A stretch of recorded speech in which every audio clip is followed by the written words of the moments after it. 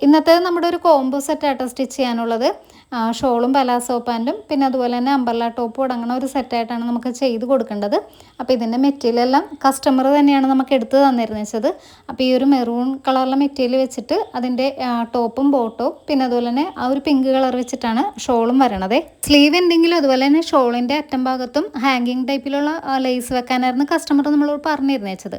അപ്പോൾ ഒരു ടോപ്പൊക്കെ സ്റ്റിച്ച് ചെയ്ത് തുടങ്ങുന്നതിന് മുമ്പ് തന്നെ ഷോളിൻ്റെ ആ ഒരു വർക്ക് കംപ്ലീറ്റ് ആക്കാമെന്ന് കരുതിയിട്ട് ലേസ് അളന്ന് നോക്കിയപ്പോഴാണ് കസ്റ്റമർ നമ്മളോട് പറഞ്ഞിരുന്ന അത്രയും ലേസ് അത് ഉണ്ടായിരുന്നില്ല കേട്ടോ.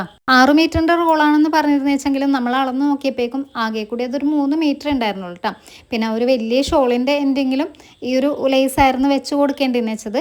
ബെൽ മോഡലിലാണ് 2 ടോപ്പിൻ്റെയും സ്ലീവ് വരണത്. അതുപോലെ തന്നെ കുഞ്ഞിൻ്റെ ഷോളിൻ്റെ എൻഡിങ് ഭാഗത്ത് നമ്മൾ ഈ ഒരു ഹാങ്കിങ് തന്നെയാണ് കൊടുത്തിരിക്കുന്നത്.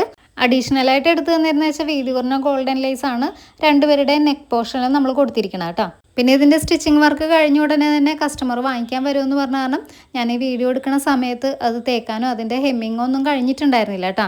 ആ ഒരു വെപ്രാളം കൊണ്ട് ഡ്രസ്സിൻ്റെ ഫൈനൽ ലുക്ക് ഇങ്ങനെ എടുക്കാൻ പറ്റുള്ളേ.